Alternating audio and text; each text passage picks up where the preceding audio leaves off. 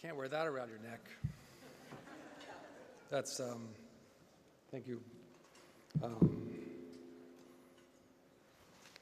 It's pretty special to be here, I have to say. I'm very,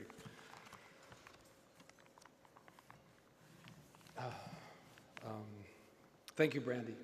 It's wonderful to hear from you, hear your stories. You're a true inspiration, as so many of you are. I feel, somewhat unworthy to be standing here with all of these individuals who have gone through such turmoil, such hardship, such injustice, such pain in their life.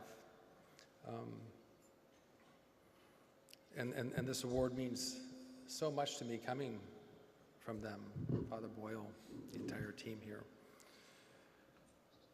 I was fortunate enough several years ago to listen to and meet what I consider a true American hero. His name was Rear Admiral Bill McRaven. He gave a speech that I listened to that really touched me. It was about the significance of one decision. Now, we all in this room throughout our lives make thousands of decisions, dozens of decisions every day. What are the significance of those decisions that each one of you make?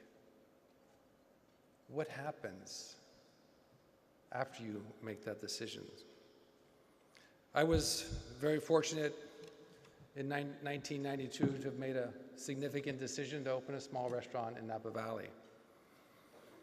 The significance of that decision changed my life, as well as hundreds, maybe thousands of young people that have come to work in those restaurants, hundreds of thousands of people who have come to dine in those restaurants.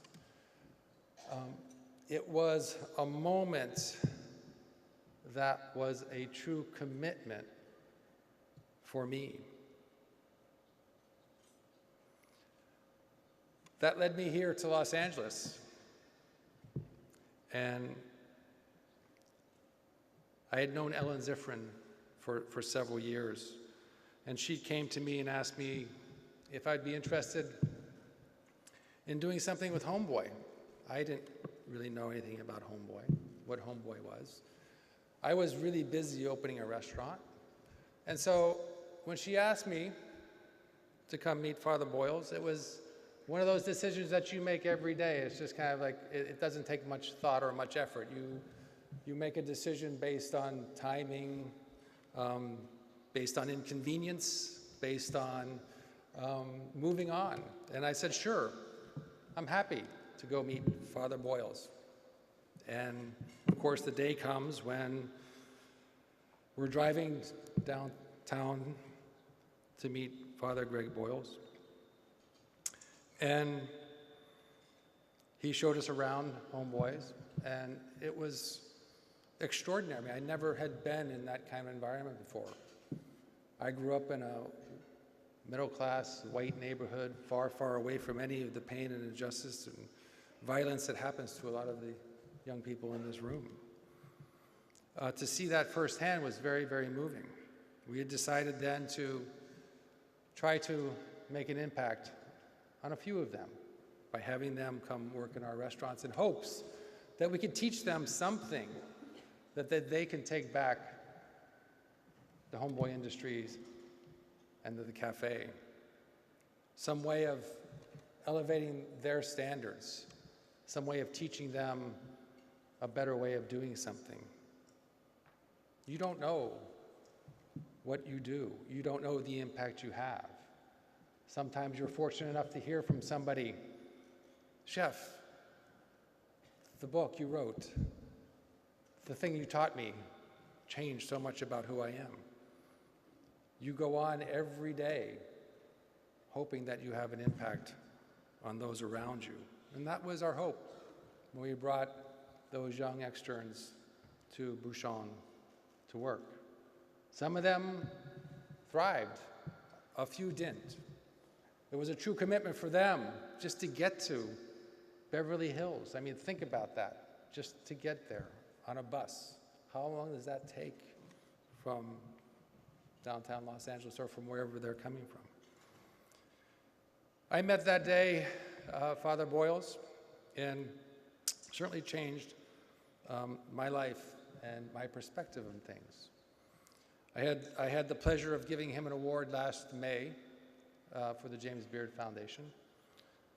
And that evening he said, "You are going to be the recipient of our Kinship Award." The decision was made. I was going to be here tonight. I went to Mass before dinner, and I have to say I haven't been to Mass for quite a while. And of course, this was a little different, a little bit unorthodox, as Father Boyle said. And it was moving, it was touching. I'd had conversations with him, but I've never heard him speak in the way he spoke tonight. And I realized that I was in the presence of another true American hero, Father Greg Boyles, who over 29